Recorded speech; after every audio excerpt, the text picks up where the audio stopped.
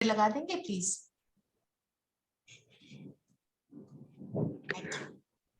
जी, सभी को ओम शांति। आज जो मुरली मिली है उदारता के गुण पे है, इसको एक्सप्लेन करना है। 11 अप्रैल 1985 की मुरली है बाबा की। शुरू करते हैं हम लोग। बाबा कह रहे हैं इसमें, चारों ओर के विशेष चुने हुए रतन इकट्ठे हुए हो, चुने हुए अर्थात बाप समान बने हुए। चेक करते जाना है कि हम लोग वैसे हैं जैसे बाबा इसमें विशेषता बता रहे हैं। चारों ओर के विशेष चुने हुए रत्न इकट्ठे हुए हो, चुने हुए अर्थात बाप समान बने हुए। सेवा का आधार स्वरूप अर्थात स्व उद्धार और सर्व के उद्धार स्वरूप। जितना स्व के उद्धार स्वरूप होंगे उतना ही सर्व के उद्धार स्वरूप निमित्त बनेंगे। ये बहुत ही अंडरलाइन करने वाली बात है, बहुत विशेष लाइन है ये, कि जितना हम स्व उद्धार के स्वरूप बनते हैं अपने कल्याण के लिए, इसलिए बाबा कहते हैं सबसे पहले स्व कल्याण फिर विश्व कल्याण, उसके बाद हम सर्व का उद्धार कर पाएंगे। तो इस पे हमको बहुत फोकस रहना चाहिए। बाप दादा इस संगठन के आधार रूप और उद्धार रूप बच्चों को देख रहे थे और विशेष विशेषता देख रहे थे। आधार रूप भी बन गए, उद्धार रूप भी बने। इन दोनों बातों में सफलता पाने के लिए तीसरी क्या बात चाहिए? आधार रूप है तभी तो निमंत्रण पर आए हैं ना, और उद्धार रूप है तब तो प्लान्स बनाए हैं। उद्धार करना अर्थात सेवा करना। तीसरी बात क्या देखी? जितने विशेष संगठन के हैं उतने उदार चित्त, उदार दिल व उदार चित्त के बोल, उदार चित्त की भावना कहाँ तक है? पहले भी बता दिया कि आप इतने विशेष हो, और फिर अब क्वेश्चन कर रहे हैं बाबा, इतने उदार दिल उदार चित्त के बोल, उदार दिल की भावना कहाँ तक है? क्योंकि उदार चित्त अर्थात सदा हर कार्य में प्राग दिल, बड़ा दिल, विशाल दिल होना चाहिए। किस बात में प्राग दिल या किस बात में बड़ी दिल होनी चाहिए? बाबा पूछ रहे, बता रहे हैं कि सर्व प्रति शुभ भावना द्वारा आगे बढ़ाने में प्राग दिल है ना। जैसे ब्रह्मा बाप की विशेषता थी, वो बच्चों को आगे बढ़ाते थे। कोई भी चीज है वो क्रेडिट लेने के लिए वो नाम मान शान जो एक आ जाता है ब्राह्मणों में, बड़े सूक्ष्म रूप से आता है। तो इसमें प्राग्दल बनना है, सबको आगे बढ़ाना है।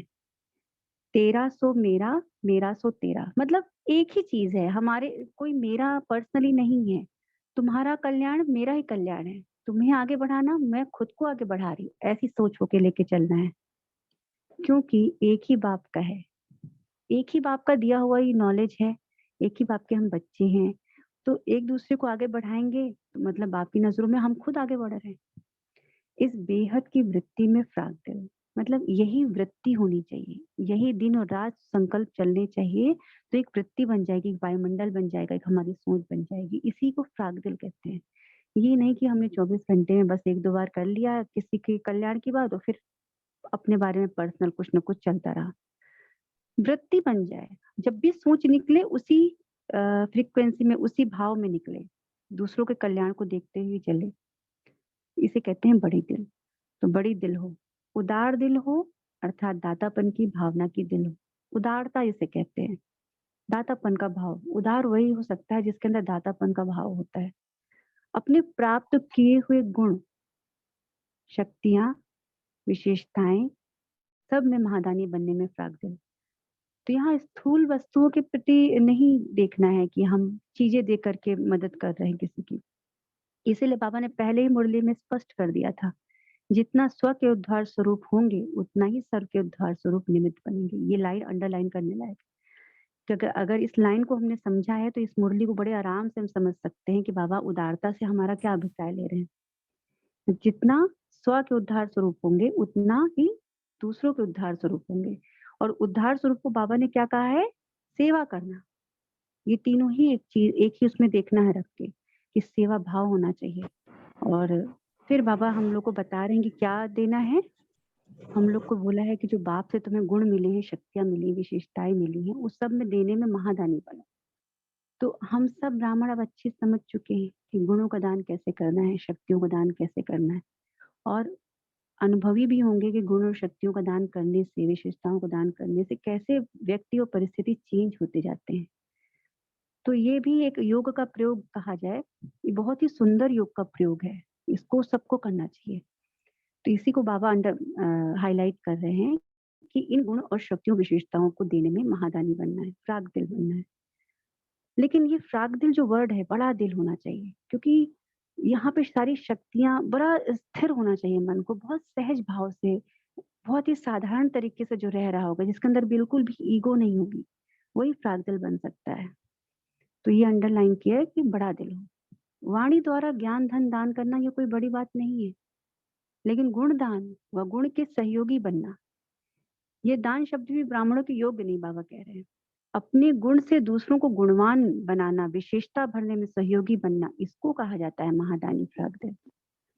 तो यहाँ सहयोगी बनना है, यहाँ सेवा, बाबा के शब्द कितने चुने हुए हैं। वो कह रहे हैं कि तुम उद्धार मूर्त हो, फिर कह रहे हैं सेवा भाव होना चाहिए, फिर कह रहे हैं सहयोगी हो। तो यहाँ सारी चीजें जो हैं वो दूसरों के कल्याण के प्रति ज्यादा है, लेकिन उसके पहले अंडरलाइन क्या करवाया था? स्वोद्धार, स्वसेवा। ऐसा उदार चित्त बनना, उदार दिल बनना, यह है ब्रह्मा बाप को फॉलो करना। ऐसे उदार चित्त की निशानी क्या होगी? तो ये ब्रह्मा बाप, एकदम ब्रह्मा बाबा ने अपने आप को इसी तरीके से परफेक्ट बनाया है, यही उनके गुण थे, और ये दैवी गुण में भी आता है। तो बाबा बता रहे हैं कि ऐसे उदार चित्त की निशानियां क्या क्या हैं, बता रहे हैं। 3 निशानियां विशेष होंगी। ऐसी आत्मा, ईर्ष्या, घृणा और क्रिटिसाइज करना, जिसे टॉन्ट मारना कहते हैं, कमेंट करना, इन तीनों बातों से सदा मुक्त होगी। यहाँ सदा वर्ड बहुत ध्यान देने लायक है। ये नहीं कि हम कुछ दिन तो ठीक रहे, अपने आप को मेंटेन कर लिया, लेकिन फिर हमारे अंदर ईर्ष्या का भाव आ गया, या बहुत सूक्ष्म लेवल में आता है। अगर कोई अच्छा चेकर होगा, बहुत डीप अपनी चेकिंग कर रहा होगा, जिसका लक्ष्य बहुत ऊंचा होगा, वो पकड़ लेगा। ये घृणा और ईर्ष्या के भाव बहुत ही सेटल रूप में आते हैं। हम बड़ी चीजों को तो समझ सकते हैं, लेकिन इनको समझना थोड़ा, ये ज्ञान के स्वरूप रूप में आते हैं। और क्रिटिसाइज करना, ये तो बहुत ही गंदी आदत है। तो बाबा तो इसकी बहुत निंदा करते हैं, टोंट मारना। इन सब से वो सदा मुक्त होगा, जो उदार चित्त होगा। इसको कहा जाता है उदार चित्त। ईर्ष्या स्वयं को भी परेशान करती है, दूसरों को भी परेशान करती है। जैसे क्रोध को अग्नि कहते हैं, ऐसे ईर्ष्या को भी अग्नि कहते हैं, छोटी अग्नि हुई। क्रोध महाअग्नि है, ईर्ष्या छोटी अग्नि। घृणा कभी भी शुभ चिंतक, शुभ चिंतन स्थिति का अनुभव नहीं कराएगी। देखिए कितना नुकसान है, आप नोटिस करते जाइए। अगर ये 3 में ईर्ष्या है, कितना परेशान होंगे हम, सोचिए परेशान हो गए। आजकल लोग कहते हैं बड़ी परेशान है, तो ईर्ष्या खुद ही को परेशान कर रही है। और जो ईर्ष्या है, इसको बाबा ने अग्नि भी कह दिया है, जलाती है, तकलीफ देती है, तो इसमें भी दुख है। घृणा, घृणा की स्थिति में क्या होगा? ये भी दुख की स्थिति पैदा करेगी, खुद को गिराने का काम करेगी, दूसरों को तो गिराएगी ही, खुद भी गिरेगी। ऐसे ही क्रिटिसाइज करना, चाहे हंसी में करो, चाहे सीरियस होके करो, लेकिन ये ऐसा दुख देता है कि जैसे कोई चल रहा हो और पीछे से आके धक्का दे देना, ठोकर दे देना। जैसे कोई गिरा गिरा देते हैं तो चोट लग जाती है ना, छोटी बड़ी, ऐसे हिम्मतहीन हो जाते हैं वो, जिसके हमने कमेंट मार दिया है, टॉन्ट कर दिया है। उसी चोट को ही सोचते रहते हैं, और चोट देने वाले को भी सोचते रहते हैं, क्योंकि वो भी याद आएगा। तो इसके लिए कह देते हैं, किसके लिए कह देना बहुत सहज होता है, हंसी मजाक उड़ा देना, लेकिन हंसी की चोट भी दुख का रूप बन जाती है। बाबा को बिल्कुल भी नहीं पसंद है कमेंट मारना, टॉन्ट करना।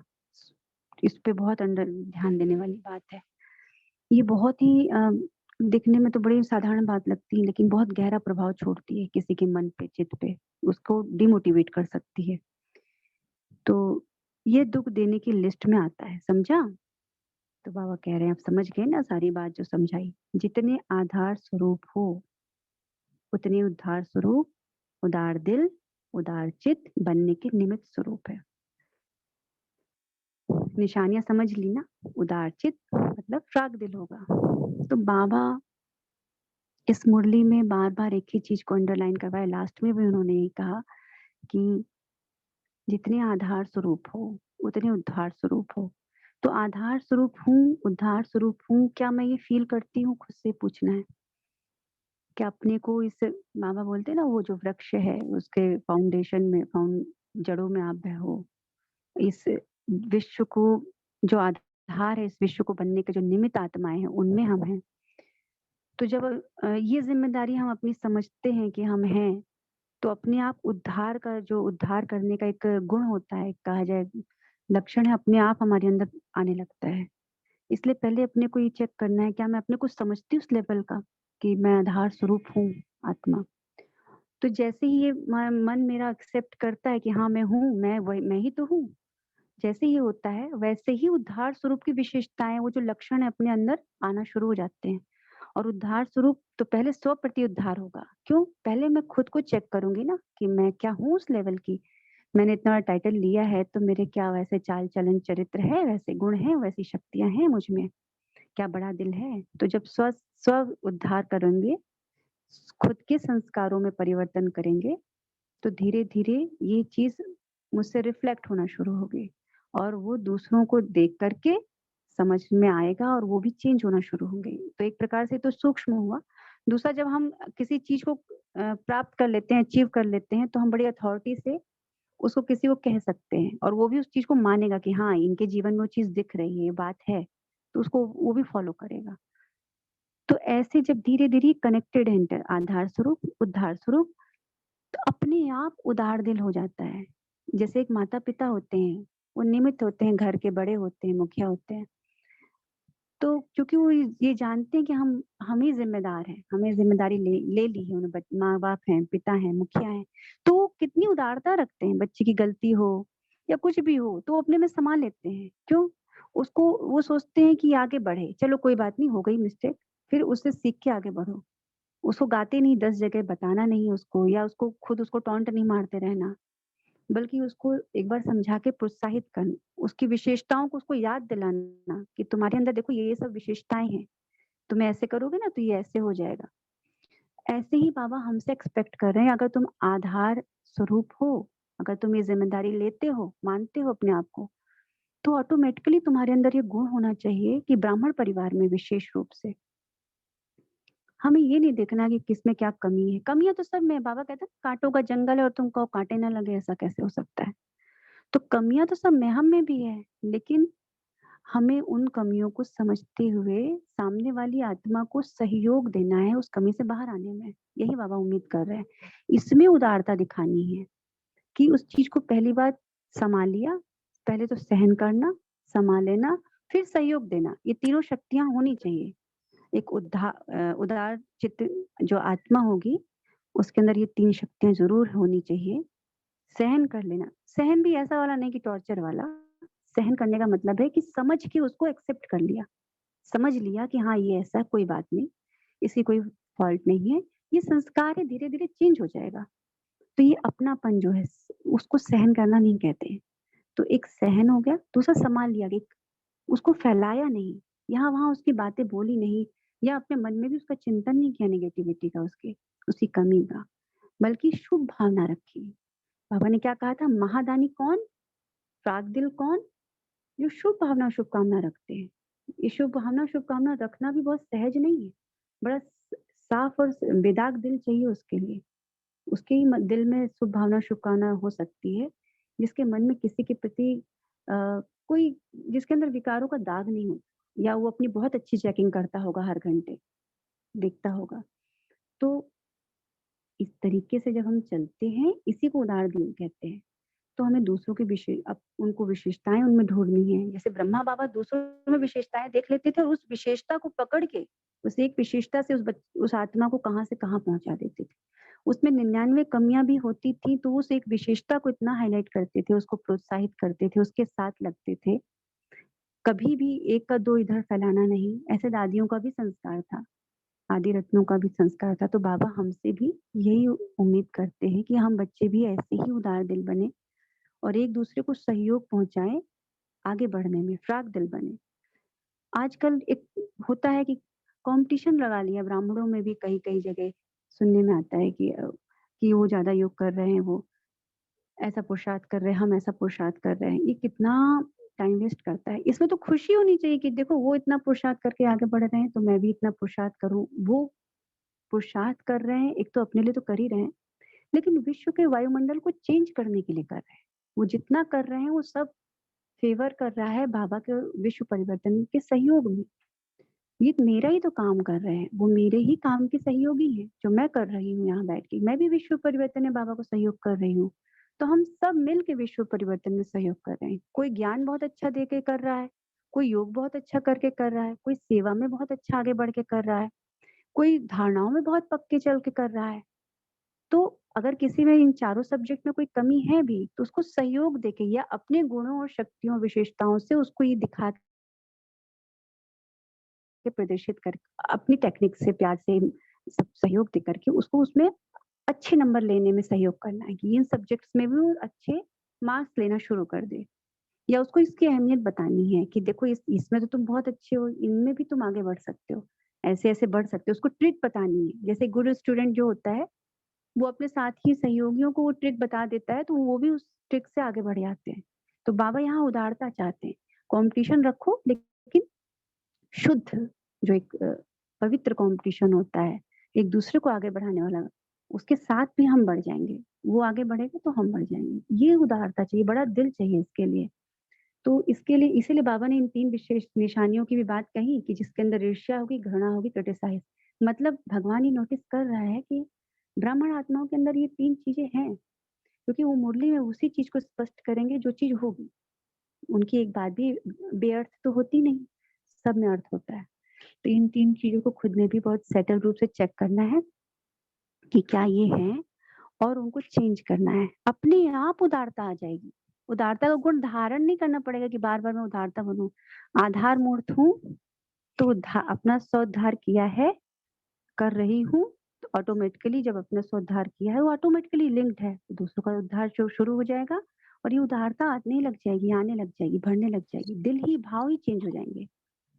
तो इस तरीके से जो मुझे समझ में आया इस मुरली में, यही मैं समझ पाई थी दीदी। ऋचा बहन, एक यहाँ लाइन है जी। कि ये दान शब्द ब्राह्मणों के लिए योग्य नहीं है। इसको ये थोड़ा दान और, मैं भी ये इसी लाइन दान में शब्द, थी दीदी। ये ये जो लाइन लाइन, थोड़ा सा और इसको कर देंगे। लेकिन देखिए मैं भी इसी लाइन में अटकी कि मुझे लगा या तो ये मुरली में ये बीच में कहाँ से आ गया। लेकिन ऐसे जोड़ो, अगर लाइन को पढ़ो तो कनेक्ट नहीं होता। वाणी द्वारा ज्ञान धन दान करना ये कोई बड़ी बात नहीं, लेकिन गुण दान करना, गुण के सहयोगी बनना, ये दान शब्द ब्राह्मणों के लिए योग्य नहीं है। मेरे अ, मेरे मैंने थोड़ा चिंतन किया इस पे, मैं हाँ, आपका पूछना चाह रही थी। मेरा तो इसमें नहीं चला, आप मुझे बता दीजिए। मेरे तो यही चला, क्योंकि हमारे को जो बोलते हैं दान और पुण्य में फर्क ये है, दान वो है मेरे पास एक्स्ट्रा मैं देती हूँ, पुण्य वो है हम्म। जिसको जरूरत है वो देते हैं। हम्म। तो हम ब्राह्मणों की परख शक्ति क्योंकि तेज होती है, तो हमें हम्म। रियलाइज हो जाता है कि किसको क्या चाहिए, हम उसको ऑटोमेटिकली दे देते हैं। ये मेरा चिंतन चला ऑटोमेटिकली, ये जो शब्द आपने बोला ना, ऑटोमेटिकली चला जाता है। यही मतलब कि ये नहीं है कि हमें देना है, मुझे देना है, ये मुझे हाँ, देना नहीं है, पहले मुझे स्वोद्धार करना है। मेरा अटेंशन पहले स्वोद्धार में रहना चाहिए, मुझे ग्रहण करना है। जब मेरे पास होगा तो अपने आप दूसरों को मिलता रहेगा, क्योंकि मेरे गुण में, मेरे चरित्र में वो है। तो यहाँ मुझे दान देना है, दान करना है, दान करना है, ये शब्द ये नहीं सोचना है ऑटोमेटिक मुझे। होगा जी। है ना, ऑटोमेटिक होना चाहिए। और ऑटोमेटिक तब होगा जब मैं संपन्न होंगी, उस चीज से खुद ही भरपूर होंगी। हाँ तो जी, ये दीदी तो ओम आप सही कह शांति। रहे हैं। जी। हाँ दीदी जी, ओम रामज शांति। भाई आप पूछिए। हाँ जी। हाँ दीदी, अगर हो सकता है तो अपना एक तो वीडियो दिखाएं, और दूसरा ये है कि जैसे मेरे को समझ में आ रहा है कि बाबा बोले कि हम ब्राह्मणों को दान नहीं दे सकते हैं, अज्ञानी आत्माओं को दान दे सकते हाँ, आ रही है आवाज। अपना ऑडियो बंद कर दीजिए, आपकी आवाज जा रही होगी उधर, जी, थैंक यू। रेड लाइन आ जाए उसमें। ठीक। हम्म। कहा हैं। जाए आपका तो हम परिचय किसी को ना, आपने जो पिछला आप अपना अनुभव सुनाए थे, किसी को हम सुना रहे थे क्लास में, तो वो हम्म। थोड़ा सा वीडियो भी देखना चाह रहे थे कि ऐसी आत्मा का हम अनुभव सुना रहे हैं। जो आप बोले थे कि घर से निकाल दिया था, देखिए, तो आत्मा वो तो मैं देखिए, आपका अनुभव किसी को सुना रहा रामज था। आत्मा तो भाई, जी कभी दीदी। कोई कंफर्टेबल नहीं होता, जब कंफर्टेबल होंगे नेक्स्ट टाइम कर लेंगे, है ना। जी जी, सही बात है। ऐसी देखिए मुझे आत्मा लगता का, है कि हम श्रेष्ठ आत्मा का वो देखना चाह वो रहे थे। डॉक्टर है, ये अपना जो बिजी रहते हैं, अपने स्केड्यूल में से हमारे लिए टाइम निकालना ना। जी। नहीं ऐसा कुछ नहीं है। हाँ, मैं ऐसा नहीं कि कंफर्टेबल नहीं हूँ, लेकिन मैं आप सबसे बहुत छोटी हूँ। इसलिए नहीं, कोई बात अ, नहीं। मैं क्या ज्ञान मतलब में मैं कोई छोटा बड़ा नहीं होता, शरीर ज्ञान छोटा में है ना, तो है। शरीर ज्ञान छोटा में जो है। बड़ा है ये दीदी, हमारे यहाँ वही बड़ा है, सीधी बात बहुत यही है। छोटी हूँ, इसलिए मुझे लगता है कि नहीं, अच्छा, कहीं कोई एक ये भी है ना दीदी, थोड़ा परिचय तो होना चाहिए ना, एक बार परिचय होना चाहिए कि हमें कहीं पता भी लगे कि हाँ हम उन दीदी से मिले थे, ये बात हुई थी, मिले थे। जब तक परिचय नहीं होगा तो फिर हम अपने आप को भी कैसे, दूसरों को कैसे बता पाएंगे आपके बारे में। नहीं, मैं एकदम ऐसा मानती हूँ, लेकिन मैं बहुत एज में मुझे लगता है कि कहीं किसी को, क्योंकि सब संपूर्ण बन रहे हैं ना अभी, इसलिए किसी के संकल्प न चले ये सोच के नहीं वीडियो ऑन करती। जी जी थैंक यू दीदी, थैंक यू। जी। एक और बात, ऋचा बहन, आप हमेशा अपने जो उस समय आपका पुरुषार्थ चल रहा होता है, आप वो शेयर करते हैं, वो भी शेयर कर लीजिए। जी, हम लोग इस समय 11 दिन की भट्टी कर रहे हैं, जिसमें होली हंस को बाबा ने 2 जनवरी 1990 की मुरली है, जिसमें बाबा ने कहा है कि अगर तुम तन मन दिल और संबंध से बेदाग हो, तभी तुम मुझ साहेब को राजी कर सकते हो, और जब तुम मुझ साहेब को ऐसे राजी करोगे तो तुम्हारी सभी मुरादें मैं पूरी कर दूंगी। और फिर बाबा ने उसके नीचे अंडरलाइन करवाया कि ऐसी आत्माओं को मैं होली हंस कहता हूँ।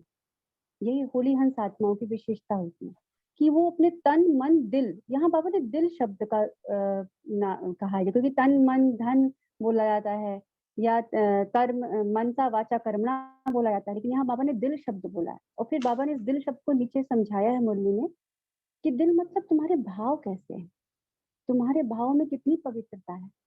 तो बाबा बहुत सूक्ष्म लेवल पे हम लोग को लेके जाना चाहते हैं। बाबा चूंकि आत्मा को देखते हैं, तो वो आत्मा से ही बात कर रहे हैं, और आत्मा की ये 3 अंग हैं, मन बुद्धि संस्कार, और बाबा का पूरा अटेंशन रहता है संकल्पों पे। तो यहाँ दिल भाव को बाबा ने पकड़ा है और कहा है कि जो भाव से सच्चा होता है, साफ होता है, बेदाग होता है।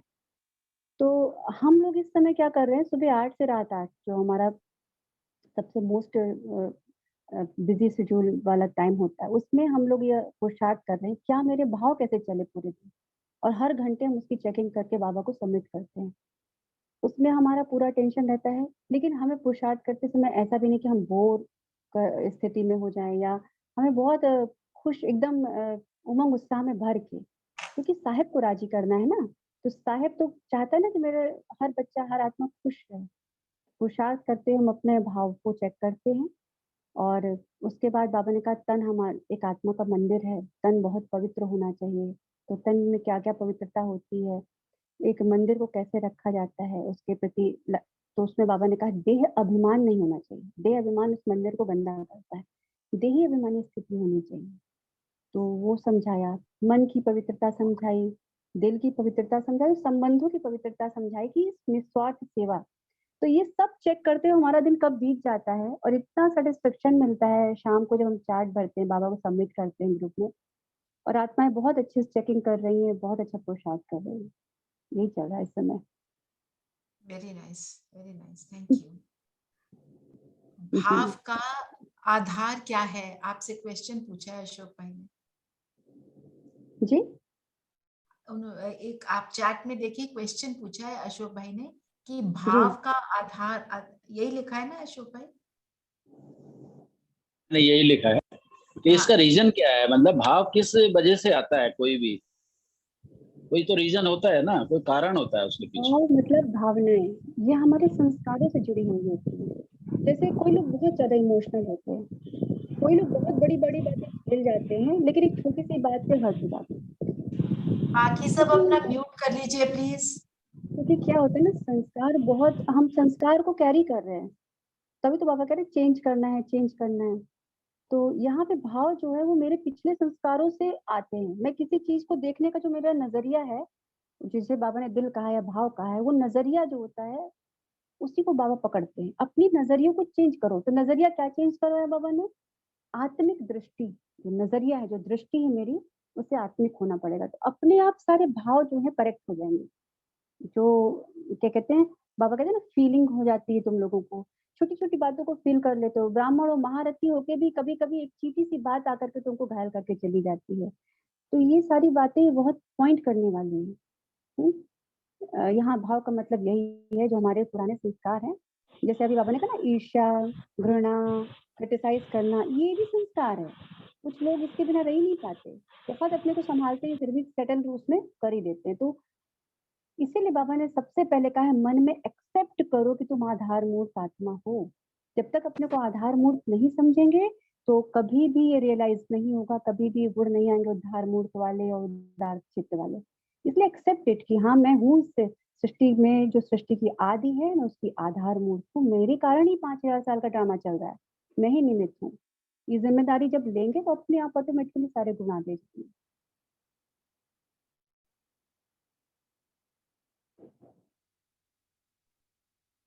Thank you so much. हाँ, बहुत अच्छा बताया आपने। हाँ दीदी, बहुत अच्छा बताया आपने। जैसे कि बाबा बोलते हैं ना कि दिल की स्वच्छता और सफाई, कि दिल हमारा साफ होना चाहिए, जैसे बाबा बोलते हैं। तो हाँ, वही आ गया ना कि भाव जैसे बनेंगे तो उसी से बनेंगे कि हमारा दिल कितना साफ है, स्वच्छ आप दादी कितना है। जानकी को देखिए, दादी जानकी कितनी सहज थी। उनकी सहजता, उनके भाव, उनके उनके बोलने में, उनके चलने में हर जगह दिखाई देते थे। इतनी सहज, ये जो सहजता है, बच्चों वाली सहजता, बाबा हमको ऐसा चाहता है।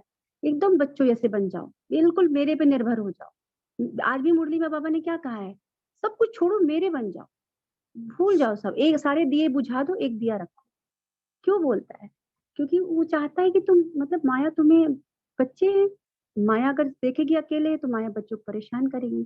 तो माँ बाप चाहेंगे ना बच्चे मेरा हाथ पकड़ के चले, बच्चे हवा ना जाए। तो बाबा भी ऐसे कह रहा है कि तुम नहीं समझते हो कितनी दुख की दुनिया है, इसलिए यहाँ वहां बुद्धि को मत ले जाओ। बुद्धि जाएगी तो अगर कोई कर्म हुआ तो उसका बंधन तो बनेगा ना, बुद्धि जाएगी तो बुद्धि का बंधन तो बनेगा। इसलिए बाबा चाहता है तुम किसी बंधन में ना फंसो, मेरिट से बुद्धि लगा लो। तो हमको भी वही करना है, और इसके लिए बड़ा सहजता चाहिए। और फिर बाबा एक मुरली में बोले कि सहज होना बहुत कठिन है, सहज होना बहुत कठिन है, लेकिन सहजता के लिए सिर्फ एक चीज चाहिए कि मैं कुछ नहीं जानती, मुझे कुछ नहीं आता, सब बाबा तुम जानो। तुम जैसा जैसा गाइड करते जाओगे, तुम जहाँ जहाँ हाथ पकड़ के लेते जाओगे, मैं चलती जाऊंगी। मैं तुम्हारी छोटी सी बच्चा हूँ तुम्हारा। कहीं सब जगह निमित्त भाव रखें, कहीं पे भी ये नहीं होना चाहिए कि मैं ये हूँ। उठने से लेकर रात तक सोने तक छोटा सा बच्चा बाबा का। और बालक सोमालिक वाला पाठ तो हम लोग करते ही हैं। तो भगवान कितना अच्छा गाइड कर रहे हैं, इतना अच्छा टीचर। मैं तो, इतना वंडरफुल टीचर है भगवान, वाकई में भगवान ही ऐसा टीचर हो सकता है। जी। एक ये हमारी मीटिंग जो है ये 45 मिनट्स में एंड होती है, तो रीजॉइन करना है। हमारा जो है वो कंटिन्यूएशन वाला लाइसेंस अभी हमने रिन्यू नहीं करा है, तो एवरीवन प्लीज जॉइन बैक जब ये डिस्कनेक्ट हो जाए। और धीरेन भाई, आपने कोई क्वेश्चन पूछना था, आप पूछ लीजिए प्लीज, आपने हैंड रेज किया था। हाँ, ओम शांति दीदी, मेरी आवाज आ रहा है? जी, ओम शांति। हाँ दीदी, वही जो क्वेश्चन अभी चल रहा था वो भाव का, जो आवाज ब्रेक हो रही है धीरेन भाई, आवाज बहुत ब्रेक हो रही है। एक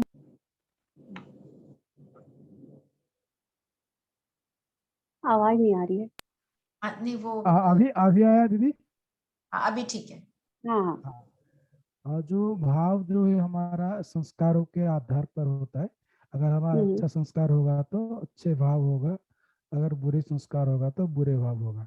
तो वो तो ठीक है, लेकिन वो जो आधार अभी उन्होंने बताया सवाल में कि आधार क्या है, तो वो आधार का मतलब है संस्कार है कि उसके जैसे भाव और भावना, जो संकल्प, वो ये तीनों जो रिलेटेड है। कुछ और हो सकता है, जैसे संस्कारों के अलावा कुछ और है कि उसमें? स्मृति, आपकी स्मृति क्या है? आप किन स्मृतियों में रहते हैं, क्या याद रहता है आपको? तो स्मृति सबसे सूक्ष्म कड़ी है, उसके बाद स्मृति से आती है स्थिति। फिर संकल्प, फिर भाव, फिर भावनाएं, और फिर वृत्ति, और फिर वायुमंडल। तो ये जो सबसे सूक्ष्म इकाई है वो स्मृति है हमारी। इसलिए बाबा कहते हैं लास्ट का पेपर स्मृति लब्धा से आएगा कि आप किन स्मृतियों में हो। तो आज भी बाबा ने कहा कि देह अभिमान की जो स्मृति थी अब उसको खत्म करो, देही अभिमानी स्थिति में स्थित हो जाओ। तो जैसे ही स्मृति चेंज होगी वैसे ही भावनाएं चेंज हो जाएंगी। संस्कार हमें वो स्मृति दिलाते हैं जो हमारे पास जन्म में थी, बार बार, क्योंकि आत्मा भले कॉन्शियसली इस जन्म में है लेकिन सब कॉन्शियसली वो पुराने जन्मों की बातों, उनके संस्कारों में ही रमण रही है, वही चीज आ रही है उसके बार बार उसके बाद बिहेवियर में। तो स्मृति चेंज करना। अब भगवान आए और उन्होंने याद दिलाया कि देखो तुम ये नहीं, तुम तो आत्मा हो। हाँ, तुम्हारा तो 5000 साल का ड्रामा है, तुमने तो 84 जन्म लिए, सारी स्मृति चेंज कर दे रहे हैं बाबा। तो हमें ये ध्यान देना, क्या मैं इन स्मृतियों में हूँ जो मैं मुरली में सुन रही हूँ, क्या मैं 100% मानती हूँ कि ये जो भगवान कह रहे हैं ये सच है। और अगर मैं मानती हूँ तो मेरी ऑटोमेटिकली वो सोच बनती चली जाएगी, कहीं पे भी अटैचमेंट नहीं रह जाएगा। अटैचमेंट मतलब मोह नहीं रहेगा, और मेरे भाव ही चेंज होते चले, इस दुनिया को देखने का और इसको फील करने का मेरा नजरिया बदल जाएगा। जिसे कहते हैं भाव। किसी बात पे कोई कैसा रिएक्ट कर रहा है लेकिन मैं वैसा रिएक्ट नहीं करूंगी, क्योंकि मुझे बाबा ने सब ज्ञान दे दिया है। आज बाबा ने कहा तुम बच्चों को ही ये ज्ञान है, ज्ञान का सागर तुम्हें ही ज्ञान देता है। तो स्मृति चेंज कर देते हैं बाबा। उन्होंने सारा हम लोग को सब डिलीट कर दिया, भक्ति मार्ग का जितना था सारा मंत्र पूजा पाठ सब कुछ डिलीट कर दिया, और क्या स्मृति में भर दिया, तुम एक आत्मा हो, मैं तुम्हारा पिता हूँ, तुम देवी देवता कुल के हो। आज भी मुरली में बाबा कह रहे हैं कि तुम आधार मूर्त हो, उद्धार मूर्त हो, ये सब स्मृति में ला रहे हैं। जैसे एक कहानी है कि बजरंग बली अपनी शक्तियां भूल गए थे तो उनको स्मृति दिलाई गई, तुम्हारे अंदर ये शक्तियां हैं, तुम्हारे अंदर ये शक्तियां हैं। क्यों? जिससे उसको अप्लाई करे और वो शक्तियां संस्कार में बदल जाए, वो शक्तियां धारण हो जाए। इसी से भाव चेंज होते चले जाएंगे। तो भाव का सबसे सूक्ष्म लेवल है स्मृति। और एक चीज ऐड कर सकते हैं उसमें, स्थिति ऐड कर सकते हैं। स्मृति से स्थिति बनती है, जैसी स्मृति वैसी स्थिति। तो पहले स्मृति होनी चाहिए तब स्थिति बने। ठीक है जी, थैंक यू दीदी। अशोक भाई कुछ हाँ जी अशोक भाई। हाँ दीदी, मैं एक्चुअली ना एक छोटी सी आपको कहानी सुनाता हूँ इसके ऊपर, बालक के ऊपर। छोटी सी मैंने कहीं पढ़ी है, बहुत अच्छी है, ज्ञान से अपने रिलेटेड है वो। एक प्लेन में ना बहुत सारे पैसेंजर जा रहे थे और वो वेदर खराब हो गया, तो उसमें पैसेंजर्स को थोड़ा बोला गया कि भाई आप बेल्ट बांध लीजिए, मौसम बहुत खराब है। तो सबने बेल्ट बांध ली। उसके बाद मौसम और खराब हो गया तो सारे पैसेंजर्स घबराने लगे, वो डगमगाने लगा प्लेन। लेकिन उसमें एक बच्चा था, बच्ची थी छोटी, और वो बिल्कुल मुस्कुरा रही थी और आराम से बैठी थी वो। तो उसके बाद में एक बिजली बहुत जोर से कड़की, तो सबको लगा कि अब ये प्लेन क्रैश होने वाला है और अभी सब खत्म होने वाले हैं। सब बहुत ज्यादा घबरा गए। लेकिन उस बच्ची को सब देख रहे थे, वो मुस्कुरा रही थी आराम से अपना, उसको कोई भी ऐसी फीलिंग नहीं हो रही थी। तो कुछ समय के बाद में ना सिचुएशन नॉर्मल हो गई। नॉर्मल होने के बाद में उस बच्ची से पूछा सबने कि भाई सब डर रहे थे लेकिन तुम क्यों बच्चे डर नहीं रहे थे, तुमको क्या ऐसा लग रहा था कि तुमको डर नहीं लग रहा था? तो उस बच्चे ने कहा कि मैं इसलिए नहीं डर रही थी कि इस प्लेन को जो है ना मेरे पापा चला रहे थे। हेलो, इस प्लेन को मेरे पापा चला रहे थे। तो ये कनेक्टेड एक्चुअली बाबा से होता है कि अगर हम इतने बालक बन जाएं और निश्चय बुद्धि बन जाए तो शायद जो बात हो रही थी अभी भावना की, और जब हमारा स्मृति की बात हो रही थी, तो अगर हमें स्मृति में ये रहता है कि ये हमारा बाबा है और बिल्कुल हम निश्चिंत हो जाएं तो हमें कहीं भी डर